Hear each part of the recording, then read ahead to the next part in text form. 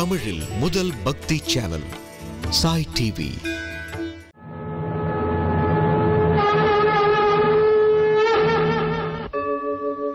यदा यदा हि धर्मस्य ग्लानिर्भवति भारत अभ्युत्थानम् अधर्मस्य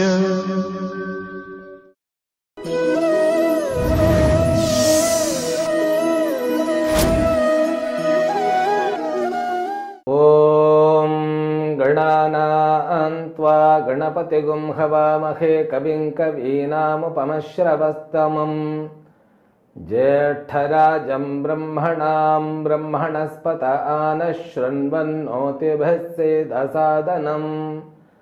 ॐ श्री महागणाधिपतये नमो नमः। ॐ सर्वमङ्गलमाङ्गल्ये शिवे सर्वार्थसाधिके शरण्ये त्र्यम्बके गौरी नारायणि नमोऽस्तुते। जय नारायणि नमोऽस्तुते। श्रीनारायणि नमोऽस्तुते। ॐ गुरुर्ब्रह्मा गुरुर्विष्णुर्गुरुर्देवो महेश्वरः गुरुः साक्षात् परं ब्रह्म तस्मै श्री गुरवे नमः। ॐ प्रपन्नपारिजाताय तोत्रवेत्रैकपाणये ज्ञानमुद्राय कृष्णाय गीतामृतदुहे नमः। ॐ मूर्ति எல்லாம் வாழி எங்கள் மோனகுரு வாழி அருள் வார்த்தை என்றும் வாழி அன்பர் வாழி பராபரமே। ஓம் சர்வேभ्यो சத்குருभ्यो நமோ நமः। ஹரி ஓம். ஸ்ரீமத் பகவத்கீதா இரண்டாவது அத்தியாயம் இரண்டாவது ஸ்லோகம். ஸ்ரீ பகவான் உவாச குதஸ்த்வா கஷ்மலமிதம் விஷமே சமுபஸ்திதம் அநார்யஜுஷ்டமஸ்வர்க்யம் அகீர்த்திகரம் அர்ஜுன. இரண்டாவது அத்தியாயம் சாங்கிய யோகம் என்கின்ற பெயரை கொண்டது. சாங்கியம் என்றால் ஞானம் என்பது பொருள். இந்த ஞானம் என்பது இரண்டு விதமாக இங்கு கூறப்பட்டிருக்கின்றது. உலகியல் அறிவு, ஆன்ம அறிவு என்பதாக இங்கு கூறப்பட்டிருக்கின்றது. முதல் ஸ்லோகத்தில் சஞ்சயன் கடந்த ஸ்லோகத்தினுடைய அத்தியாயத்தினுடைய விஷயங்களை தொடர்ந்து கூறினார். கவலையோடு யுத்த களத்தில் அமர்ந்திருக்கின்ற அர்ஜுனனை பார்த்து கிருஷ்ணன் கூற ஆரம்பிக்கின்றார் என்பதை கடந்த ஸ்லோகத்தில் பார்த்தோம். இந்த ஸ்லோகத்தில் பகவான் கூறுகின்றார். இந்த அர்ஜுனனை அப்படி பார்த்தவுடனே வாழ்க்கையில் முதல் முறையாக அர்ஜுனனை இப்படி பார்க்கின்றார். சில சமயம் நம்முடைய நண்பர்களோ அல்லது உறவினர்களோ திடீர்னு ஒரு விஷயத்துக்கு வித்தியாசமா பிஹேவ் பண்ணும்போது நாம் அவர் இப்படிப்பட்ட விளைவுகளை, அதாவது எதிர்வினையை செய்ய மாட்டார்னு நம்ம மனசுக்குள்ள ஒரு விஷயத்தை ஃபிக்ஸ் பண்ணிட்டு இருப்போம். ஆனால் திடீர்னு அப்படி அவர் ரியாக்ட் பண்ண உடனே நமக்கு ஒரு ஷாக்கிங்காகவும் ஒரு மாதிரி அதிசயமாகவும் பார்ப்போம் இல்லையா?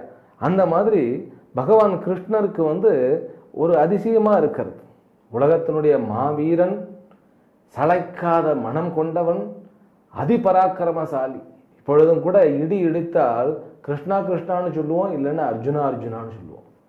அப்படி வஜ்ராயத்துடன் வஜ்ரம் போன்று வைரம் போன்ற நெஞ்சையும் உள்ள உறுதியையும் படைத்த இந்த அர்ஜுனனா இது அப்படின்னு பார்த்த உடனே முதல் வார்த்தை அவருக்கு வந்தது, எங்கிருந்து இந்த அழுக்கு உனக்கு ஒட்டி கொண்டிருக்கிறது அப்படின்னு சொல்லி இந்த வார்த்தையை பயன்படுத்துறார். கஷ்மலம், இதம் கஷ்மலம், இந்த அழுக்கானது எங்கிருந்து உனக்கு தோன்றியது? இந்த கஷ்மலம் என்கின்ற வார்த்தை இப்போ சென்னையில் எப்படி எப்படியெல்லாம் பயன்படுத்தப்படுகிறதுன்னு பாருங்க. கஷ்மலம் என்றால் மலம் என்பது பொருள்.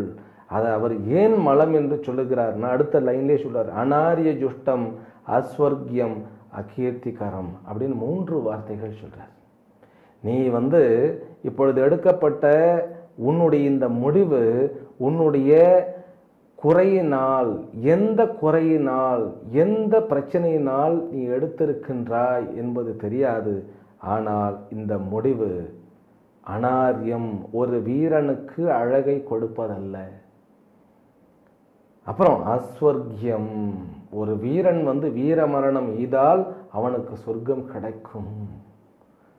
இது நீதி நூல்களினுடைய, நம் தர்ம சாஸ்திரங்களுடைய இது ஒரு ஒரு உண்மையான ஒரு கருத்துன்னு சொல்ல முடியாது, உண்மை. ஒருவர் தன்னுடைய நாட்டிற்காகவும் தன்னுடைய நாட்டினுடைய தர்மத்திற்காகவும் அவர்களை காப்பாற்றும் பொழுது அவர்கள் உயிர் நீத்தால் கண்டிப்பாக அவர்கள் அடுத்த நிலை சொர்க்கத்தில் அனுப்பப்படுவார்கள்னு சொல்லப்பட்டிருக்கு. ஆனால் நம்ம இப்போ சொர்க்கத்துக்கு அவர்கள் அனுப்பட்டும், நாம் அனைவரும் நம்முடைய நாட்டில் இருக்கக்கூடிய அனைத்து படை வீரர்களுக்கும் நம்முடைய மரியாதையையும் நம்முடைய அன்பையும் எப்பொழுதுமே காண்பித்து கொண்டே இருப்பது நம்முடைய கடமை. அமைதி அமைதின்னு நம்ம எவ்வளவு பேசுறது எந்த தைரியத்தில்னாக்கா அங்கே நம்முடைய பார்டர்களில் எல்லைகளில் இருக்கக்கூடிய அத்தனை உள்ளங்களினால்தான். அவர்களும் போராளிகள் தான். அதே மாதிரி அர்ஜுனா, நீ இந்த யுத்த பூமியில் இப்படி ஒரு பிஹேவ் பண்ணுவேன்னு நான் எதிர்பார்க்கல. இது கண்டிப்பாக உனக்கு சிறப்பை கொடுக்காது, சொர்க்கத்தை கொடுக்காது, இது நரக்கத்தை தான் கொடுக்கும். அது இல்லாமல் உன்னுடைய புகழையெல்லாம் இது தேய்ச்சிடும். இந்த நேரத்தில் ஏன் இப்படிப்பட்ட ஒரு விஷயம் உனக்கு, இப்படிப்பட்ட பாவனை ஏன் உனக்கு வந்தது அப்படின்னு சொல்லிட்டு அடுத்த ஸ்லோகத்திலே க்ளைப்யம் மாஸ்மகமப் பார்த்த நை தத்வையுபபத்யதே க்ஷுத்ரம் ஹிருதய தௌர்பல்யம் த்யக்தோ திஷ்ட பரந்தப. இன்னொரு வார்த்தையை பயன்படுத்துறார். என்ன பயன்படுத்துறாருன்னா, இந்த அர்ஜுனன் இந்திரனுடைய சபையில் அங்கு அவன் தவம் செய்து இந்திரனோடு அந்த இந்திரனுடைய வஜ்ராயுதத்தை வாங்கும் பொழுது அந்த காலகட்டங்களில் அவனுக்கு ஒரு சாபம் நிகழ்ந்து விட்டது. இதெல்லாம் சாஸ்திரத்தில் தான் நம்ம பார்க்க முடியும். சாபங்கள், சில முனிவர்கள் சாபம் இட்டு விட்டார்கள் அப்படின்னு. தசரதனுக்கு ஒரு சாபத்தினுடைய விளைவு தான் தன்னுடைய மகனை பிரிந்திருக்க வேண்டிய அந்த நிலை ஏற்பட்டது. தசரதன் சப்தத்தை நோக்கி, அது வருகின்ற திசையை நோக்கி அம்பு எய்து அந்த சப்தம் எந்த விலங்கினிடத்திலிருந்து வருகிறதோ அந்த விலங்கை கொல்லக்கூடிய சக்தி படைத்தவன் தசரதன். அப்படி ஒரு நாள் அம்பு எய்யும் பொழுது நீரை குடித்து கொண்டிருப்பது ஏதோ மான் அல்லது ஏதோ விலங்குன்னு சொல்லி அவர் அம்பு எய்ய, ஆனால் நீரை குடித்து கொண்டிருந்தது ஒரு பார்வையற்ற பெற்றோரினுடைய குழந்தை, மகன். அவன் இறந்து விட்டபடியா அந்த பெற்றோர்களுடைய சாபம்தான் தன்னுடைய குழந்தையை பிரிந்து அவர் வாட நேர்ந்தது அப்படின்னு நம்ம ராமாயணத்தில் படிக்கிறோம். அதே போல கிருஷ்ணனுக்கும் சாபம் நிகழ்ந்தது. எத்தனை சாபங்கள் நம்ம பார்க்கிறோம். அதாவது கிருஷ்ணன் தன்னுடைய பாண்டவர்களை காப்பாற்ற வேண்டும் அப்படிங்கிறதுக்காக எத்தனையோ சமாச்சாரங்கள்லாம் அரசியல் ரீதியாக பண்ணும் பொழுது காந்தாரி யாருன்னு கேட்டால் திருதராஷ்டிரனுடைய மனைவி. அந்த அம்மாவுக்கு ஒரு சக்தி இருந்தது. தன்னுடைய கணவர் கண் பார்வை அற்றவர்னு சொன்ன உடனே அந்த அம்மா திருமணத்திற்கு பிறகு கண் பார்வையை நானும் இழந்து விட்ட மாதிரி இருப்பதற்காக கண்களை கட்டிக்கிட்ட அந்த அம்மா. அந்த கண்களை கட்டி கொண்டு இருந்தது அது ஒரு தபசாக, ஒரு தவமாக, ஒரு சக்தியாக வடிவெடுத்து இருந்தது. இந்த போர்க்களத்தில் கடைசியில் துரியோதனன் தன்னுடைய மகன் இறக்கக்கூடாது, அவனுடைய சரீரத்தையாவது நாம் வஜ்ரம் போன்று மாற்றிவிட வேண்டும் அப்படின்னு சொல்லி அவனை வர சொல்லும் பொழுது, நீ பிறந்த மேனியாக வர வேண்டும்னு சொன்ன உடனே கிருஷ்ணர் புகுந்து, ஒரு தாய் என்பவளும் ஒரு பெண் தான், நீ அவளுக்கு முன்னாடி இப்படி போகக்கூடாதுன்னு சொல்லி இலையை தன்னுடைய நடுப்பகுதியில், இடுப்பு பகுதியில் கட்டி கொண்டு போகும் பொழுது அந்த அம்மா கண்களை திறந்து பார்க்கும் பொழுது அந்த பகுதி மட்டும் வலிமை அடையலை. அந்த அம்மாவுக்கு விஷயம் புரிந்து போய்விட்டது யாரால் அப்படின்னு. அதனால இந்த கிருஷ்ணருக்கு ஒரு சாபம் கொடுத்துட்டார், உன்னுடைய வம்சம் அழிந்து போகட்டும் அப்படின்னு. அதையும் ஏற்றுக்கிட்டார். நல்லது அத்தை அப்படின்னு சொல்லிட்டு இந்த கிருஷ்ணன். இந்த மகாபாரதம் அப்படிங்கிறது ஒவ்வொரு கேரக்டருக்கும் ஒவ்வொரு சூக்ஷ்மம் இருக்கிறது. இந்த இதிஹாசமும் புராணங்களும் வேதத்தை நமக்கு புரிய வைப்பதற்காக கதை வடிவில் மிகவும் அழகாக நமக்கு கொடுக்கப்பட்டவைகள். அவைகள் உண்மையாக நடந்தவைகளா இல்லையா அப்படிங்கிற ஆராய்ச்சி நமக்கு தேவை இல்லை. யாருக்காவது வேலை இல்லைன்னா அதை பண்ணட்டும். நமக்கு அதனுடைய பிரயோஜனம் என்ன? சாஸ்திரங்கள்னு சொன்னாலே புராணங்களும் அதில் அடக்கம், இதிகாசங்களும் அதில் அடக்கம். நீங்க தர்மரை மாதிரி ஒரு கேரக்டரை இனிமேல் உருவாக்க முடியாது. நீங்க மகாபாரதத்தில் இருக்கக்கூடிய 5 சகோதரர்கள் ஆகட்டும், கண்ணன் ஆகட்டும், அல்லது வேறு பீஷ்மர் முதலிய அத்தனை கேரக்டர்ஸும் அந்த பாத்திரங்கள் அத்தனையுமே அவைகளுக்குன்னு உண்டான ஒரு சிறப்பை கொண்டு இருக்கும். இவைகள் அத்தனைகளிலுமே கூட கர்ணன் என்கின்ற கேரக்டர் இன்னும் கூட வாழ்வில் நமக்கு ஒரு நினைக்கும் போதே ஒரு நெகிழ்ச்சியையும் வருத்தத்தையும் ஏற்படுத்தக்கூடிய அது ஒரு கதாபாத்திரம். தன்னுடைய வாழ்நாள் முழுவதுமே தன்னுடைய தம்பிகளை இழந்து அரசாங்கத்தில் இளவரசனாக முடிசூடா மன்னனாக இருக்க வேண்டிய அவன் தன்னுடைய வாழ்நாள் முழுவதுமே தனக்கு பெற்றோர் இல்லைன்னு துக்கத்தோடைய வாழ்ந்து தன்னுடைய தம்பிகள் தான் எதிரில் போராட வருகிறார்கள்னு தெரிந்தவுடனே அதற்கும் அம்மாவிடம் ஒரு சத்தியம் செய்து கொடுத்து தன்னுடைய தம்பிகளை எதிர்த்தே போராடி தன்னுடைய நட்புக்காகவும் போராடி தன்னுடைய நண்பன் தர்மத்திற்கு எதிரானவன் சொல்லி தெரிந்தும் கூட நட்புக்காக தன்னை வாழ்ந்து தன்னுடைய உயிரை கொடுத்தவன் கர்ணன். இப்படி நிறைய விஷயங்கள் இருக்கு. இதெல்லாம் படிக்க படிக்க படிக்க வாழ்க்கையில் நாம் சந்திக்கக்கூடிய இந்த பாத்திரங்கள் அத்தனையுமே இந்த கதாபாத்திரங்களில் உள்ள இயல்புகளை கொண்டிருக்கக்கூடிய அந்த சிமிலாரிட்டி எல்லாம் நமக்கு தெரியும். இது நம்ம இந்த மகாபாரதமும் ராமாயணமும் இப்பொழுது தற்காலத்தில் இருக்கக்கூடிய குழந்தைகளுக்கு அவ்வளவா தெரியல. இந்த கதாபாத்திரத்துடன் வாழ்வது ஒரு ஆனந்தம். அந்த காலத்துல எல்லாம் கோயில்கள்லையும் பிறகு எந்த விசேஷங்கள் நடந்தாலும் கதா காலக்ஷேபமானது நடந்தது. இப்பயும் நடந்து கொண்டு இருக்கிறது. நம்ம டிவியிலெல்லாம் நிறைய பேர் யார் சொல்லி கொண்டு இருந்தாலும் நம்ம அதெல்லாம் கவனிக்கிறதே இல்லை. நமக்கு தேவை என்னன்னு கேட்டா நமக்கு தேவை வேற ஏதோ. அப்படி இல்லை, நம்ம குழந்தைகளுக்கு இதை சொல்லிக் கொடுக்க வேண்டும். மகாபாரதத்தை மிகவும் அழகாகவும் எடுத்து ஒளிபரப்பப்பட்டது. அதெல்லாம் ஒரு நல்ல முயற்சிகள். அவர்களுக்கு அத்தனை பேருக்கும் யார் யாரெல்லாம் இந்த புராணங்களையும் இதிகாசங்களையும் மக்களுக்கு கொண்டு கொடுக்க வேண்டும் என்கின்ற முயற்சியை மேற்கொள்கிறாரோ அவர்கள் அத்தனை பேருக்கும் அத்தனை புண்ணியமும் கிடைக்கட்டும். அப்படிப்பட்ட அந்த அர்ஜுனன், நான் இப்போ எதை சொல்ல வந்தேன்னாக்கா, இந்த அர்ஜுனன் தன்னுடைய இந்திரனோடு இருந்த அந்த காலகட்டங்களில் அவனுக்கு ஒரு சாபம் கிடைத்து விட்டது.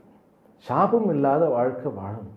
இந்த சாபம் அப்படிங்கிற கான்செப்ட் இது தவறாகவும் பயன்படுத்தப்படுகிறது. நான் சொல்லிட்டேன்.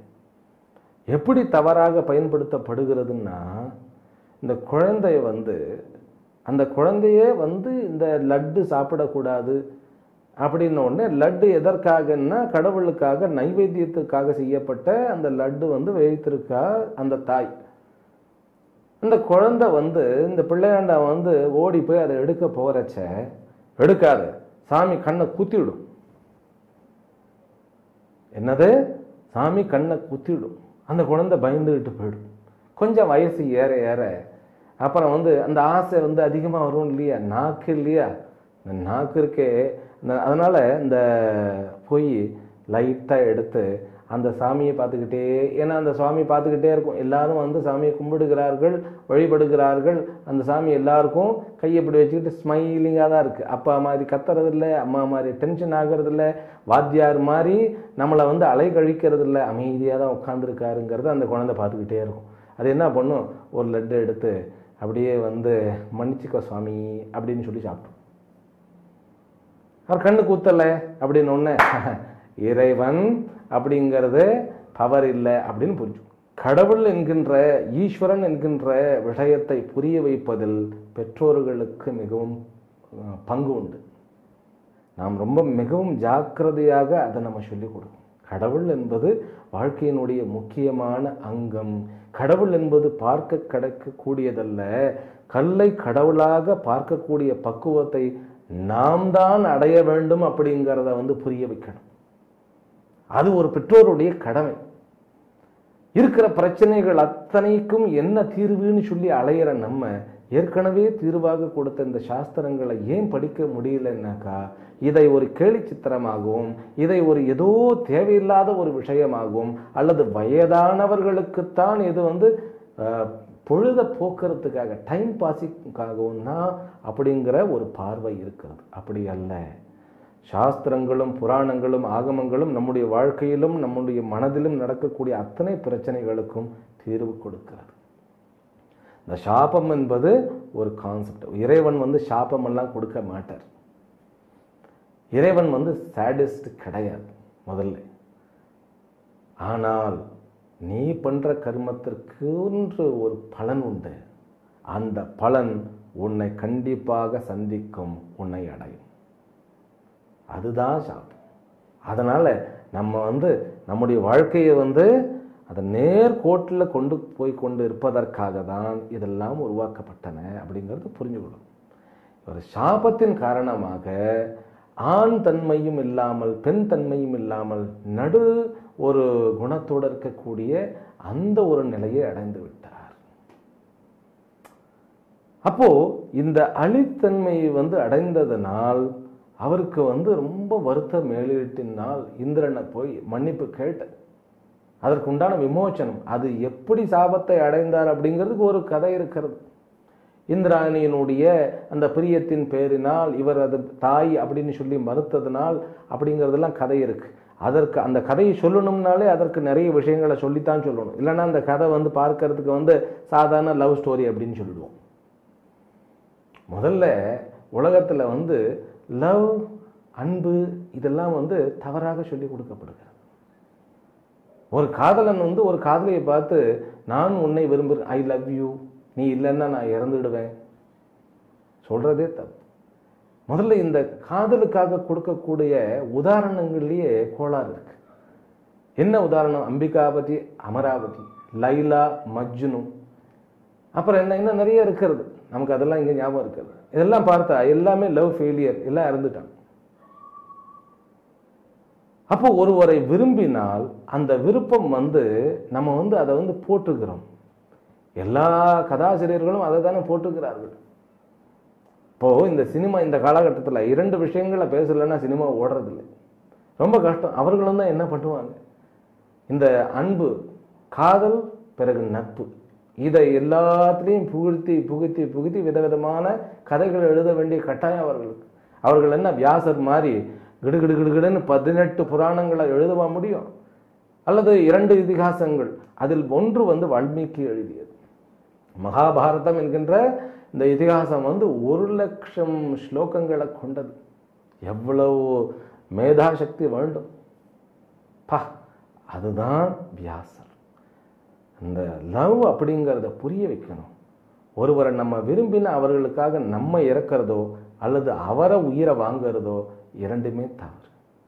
2 பேரும் சந்தோஷமா இருக்கணும். வாழ்க்கை என்பது 2 பேரும் சேரும் பொழுது பாதுகாப்பு வரணும். அதுதான் வாழ்க்கை. அதைத்தான் நாம் போற்றணும். அதனால் நீங்க பாருங்க, நம்முடைய கடவுள்கள் அத்தனையுமே successful married life. Parvati, Paramasivan, அப்புறம் என்ன, முருகர், வள்ளி, தெய்வானை, மகாவிஷ்ணு, மகாலட்சுமி, எல்லா கடவுளுமே பாருங்க, எல்லாம் தம்பதி சமேதராய் சந்தோஷமா. அதுதான் அன்பு, அதுதான் வாழ்க்கை. ஒருத்தருக்கு ஒருத்தர் நம்ம உனக்காக நீ இறப்ப, எனக்காக நீ இறந்துவிடணும் அப்படிங்கிறது இல்லை. அதுதான் எந்த ஒரு சமாச்சாரத்தையும் நம்ம சொல்லிக் கொடுக்கிற விதம் இருக்கு. வாழ்க்கை என்பது ஒருவருக்கு ஒருவர் பாதுகாப்பை கூட்டணுமே ஒழிய ஒருவருக்காக மற்றவர் இறந்து மற்றவர்களையும் துன்பப்படுத்துவது இல்லை. அதுதான். அதனாலதான் அந்த கதையை நாம சொல்லலை இங்கே. அதை தான் நான் சொல்ல வரேன். பிறகு அந்த சாபம் எனக்கு இப்ப வேண்டான்னு சொல்லும்போது, நீ உங்களுடைய அஜ்ஞாதவாசம் அப்படின்னு உங்களுடைய அந்த வனவாசத்தின் போது 1 வருடம் வருகிறது இல்லையா, அந்த 1 வருடத்திற்கு இதை பயன்படுத்தி கொள்ளுன்னு சொல்ல அந்த 1 வருடம் இவர் அலியாக பிருகன்னலை என்கின்ற பெயர் படைத்து இருந்தார். அப்போ ஒரு தைரியம் இருக்காது. ஒரு போர்க்களத்தில் இருக்கக்கூடிய, யுத்த களத்தில் இருக்கக்கூடிய வீரனுக்கு உண்டான தைரியம் அப்ப இருக்காது இல்லையா. சரீரத்தினுடைய கூறுபாடுகள்லாம் மாறுபாடுகள் ஆயிடும் இல்லையா. அந்த நிலையை அடைந்து விட்டானோ அப்படின்னு சொல்லுவதற்காகத்தான் இந்த வார்த்தையை பயன்படுத்தி இருக்கின்றாரே ஒழிய அவனையோ அந்த இனத்தையோ கேவலப்படுத்துவதற்காக அல்ல அப்படின்னு புரிஞ்சு கொடுக்கும். கிளைபியம் மாஸ் மகமஹா, அந்த நிலையை மறுபடியும் என்ன அடைஞ்சிட்டியா என்ன, இது உனக்கு அழகில்லை அர்ஜுனா. அப்புறம் என்ன சொல்றார், க்ஷுத்ரம் ஹிருதய தௌர்பல்யம் தெக்த்வா உத்திஷ்ட பரந்தப பராந்தப. அப்படின்னாக்கா எதிரிகளை வாட்டுபவனே. அர்ஜுனன் ஒரு வார்த்தை கேட்டாலே எல்லாருக்கும் நடுங்கும்னு சொல்லுவாங்க. மாவீரன்னு சொல்லுவாங்க, வில்லாளி. வில்லாளிங்கிற ஒரு வார்த்தை இன்னும் அவனுக்கு தான். பரந்தப்ப, எதிரிகளை நடுநடுங்க செய்பவனே, தகிப்பவனே. அப்படிப்பட்ட அர்ஜுனனே, இந்த ஹிருதயத்தை பலகீனப்படுத்துகின்ற இந்த பலவீனத்தை விட்டு எழுந்திருப்பாயாக அப்படின்னு சொல்லி ஒரு உத்வேகத்துடன் சொல்லுகிறார். ஆனா அங்க ஒரு சப்தத்தையும் காணும். ஏன் காணும்னாக்கா இது சாதாரண பிரச்சனை இல்லை. இப்போ ஒரு அத்தியாயம் முழுவதுமே உளறி கொட்டி தன்னுடைய மனதில் இருப்பதையெல்லாம் கீழே கொட்டிவிட்ட அர்ஜுனன் இப்பொழுது ஓரளவுக்கு தெளிவு வந்துடுச்சு அவருக்கு. இப்போ ஓரளவுக்கு பிரச்சனை என்ன அப்படின்னு யோசிக்க ஆரம்பிக்கிறார். அதைத்தான் சொல்றார். அர்ஜுன உவாச்ச கதம் பீஷ்மமஹம் சங்கே துரோணஞ்ச மதுசூதன இஷுபிः பிரதியோத்ஸ்யாமி பூஜார்ஹாவதி சூதன. இப்போதான் அவர் தன்னைத்தானே கன்க்ளூட் பண்றார். எதில் இருக்கிறதெல்லாம் எதிரிகளா கிருஷ்ணா? எல்லாரும் என்ன அப்படின்னு கேட்டா, பீஷ்ம பிதாமகர் இருக்கிறார், என்னுடைய கொள்ளு தாத்தா நிற்கிறார், பிறகு என்ன என்னுடைய குரு இருக்கின்றார். இவர்களெல்லாம் எதிர்த்து நான் எப்படி அம்பு எய்ய முடியும்? இவர்களெல்லாம் பூஜைக்கு தகுந்தவர்கள் இல்லையா? இந்த பூஜை பண்ண வேண்டியவர்கள் எல்லாம் எங்கிருந்து உத்வேகம் வரும்? பழக்கப்படுத்தப்பட்ட மனசு. அவர்களை பார்க்கும் போதெல்லாம் நம்ம ஆசீர்வாதம் தான் வாங்க வேண்டும் என்கின்ற நிலை வரணுமே ஒழிய அவர்களை எதிரியாக நின்று கொள்ள முடியுமா என்று எனக்கு என்னுடைய உள்மனமானது என்னை உந்துகிறது அப்படின்னு சொல்றார். அதை தொடர்றார். குருண ஹத்வா ஹி மகானுபாவான் ஸ்ரேயோ போக்தும் பைக்ஷ்யமபீஹ லோகே ஹத்வார்த்த காமான்ஸ்து குருணி ஹைவ புஞ்சீய போகான் ருதிர பிரதிக்தான். இப்ப கொஞ்சம் இன்னும் ஒரு அட்வான்ஸ்டா திங்க் பண்ண ஆரம்பிச்சிட்டார். இந்த போகத்திற்காக, இந்த அரச பதவிக்காக, நாட்டிற்காக, நாட்டில் இருக்கக்கூடிய செல்வாக்கிற்காக, என்னுடைய பெயருக்காக, புகழுக்காக இந்த குருமார்களையும் இந்த மகானுபாவர்களையும் மற்றும் இருக்கக்கூடிய பெரியவர்களையும் கொன்று அவர்களுடைய ரத்தம் தோய்ந்த இந்த போக வாழ்க்கை என்பதை நாம் அனுபவித்து வாழுவதை விட ஹத்வார்த்த காமாஸ்து குரு நிகைவ புஞ்சீய போகான் ருதிர பிரதிக்தான் ஸ்ரேயா பைக்ஷ்யம் போக்தும் இகலோகே, அதை விட பிக்ஷை எடுத்து வாழுவது மேல் அப்படின்னு சொல்லிட்டு. பிக்ஷை எடுக்கிறது யாருன்னாக்கா அந்த காலத்தில் சந்நியாசிகளும் பிரம்மச்சாரிகளும் பிக்ஷை எடுப்பார்கள். ஏன்னா பிரம்மச்சாரியா ஆசிரமத்தில் இருக்கக்கூடிய படிக்கிற மாணவன் சம்பாதிக்க கூடாது. அவன் பிக்ஷை எடுத்துத்தான் அவன் தன்னுடைய வாழ்க்கையை ஜீரணம் பண்ணி கொள்ள வேண்டும். அதே போல சந்நியாசியும், ஏனென்றால் சந்நியாசி நிரக்னிகி என்று கூறப்படுகிறது. தனக்குன்னு அவர் சமைக்க கூடாது. அவர் உலகத்தில் இருக்கக்கூடிய மற்றவர்கள் கொடுக்கக்கூடிய பிக்ஷை அது அவர் சொல்லிக் கொடுக்கணும். அவர் இந்த மாதிரி அரிய பெரிய ரகசியமான விஷயங்களை மக்களுக்கு சொல்லிக் கொடுக்க அவர்கள் அதை அந்த ஞானத்தினுடைய மகிமை உணர்ந்து அந்த கைமாறாக இவருக்கு அந்த பிக்ஷை கொடுக்கும் பொழுது அதைத்தான் சாப்பிட வேண்டும். இவர் என்ன சொல்லிட்டாருனாக்கா, ரகசியமா இந்த வாழ்க்கையை வாழுவதை விட நான் சன்னியாசியாக போய்விடுவது மேல் அப்படின்னு சொல்லிட்டார். இதுதான் அர்ஜுனன் செய்கின்ற மாபெரும் தவறு. நமக்கும் பிரச்சனைகளை பார்த்த உடனே என்ன தோணும்? இரண்டு சமாச்சாரங்களை தான் மனசு தன்னுடைய இயல்பாக கொண்டிருக்கிறது. என்னன்னு கேட்டா, பிரச்சனைகளை கண்ட உடனே விலகி ஓடுறதும், பிடித்த பிரச்சனைக்கு இல்லை விஷயம் அப்படின்னு தெரிஞ்சோன்னா அதை நோக்கி ஓடுறதும் தான் மனசனுடைய இயல்பு. அதாவது பிடித்ததை நோக்கி ஓடுவதும் பிடிக்காததை விட்டு விலகுவதும் தான் இந்த மனதினுடைய இயல்பு. இந்த இயல்பு வீரனுக்கு அழகல்ல. ஆனால் குழப்பத்தின் மேலீட்டினால் அவர்கள் திரௌபதியினுடைய மானபங்கம் செய்யப்பட்ட பொழுது வாழாவிருந்தார்கள். இப்பொழுதும் கூட இவன் ஆயுதத்தை ஏந்தலன்னு அவர்கள் கொன்று விடுவார்கள். இதெல்லாம் மறந்தெடுத்து மூளை வேலை செய்யலை. இந்த முடிவை எடுத்து முடிக்கின்றார். மீண்டும் அடுத்த ஸ்லோகத்தை நாம் அடுத்த தொகுப்பில் பார்ப்போம். எல்லாம் வல்ல இறைவனுடைய பேரருளாலும் அம்பிகையினுடைய திருவருளாலும் நம் அனைவருக்கும் அனைத்து விதமான சௌபாகியங்களும் கிட்டி, அனைத்து விதமான லக்ஷ்மி கட்டாட்சங்களும் கிட்டி, பூரண வாழ்க்கையும் ஆனந்தமான வாழ்க்கையையும் அடைய வேண்டும் என்கின்ற பிரார்த்தனையுடன் இந்த உரையை இத்துடன் நிறைவு செய்கின்றேன். ஹரிஹி ஓம். ஸ்ரீ குருப்யோ நமோ நமः.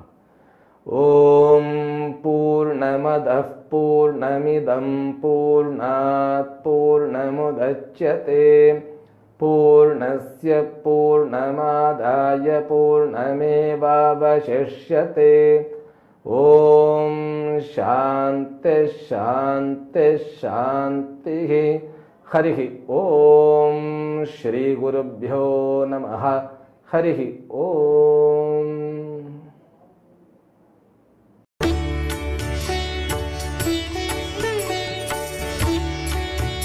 தமிழில் முதல் பக்தி சேனல் சாய் டிவி.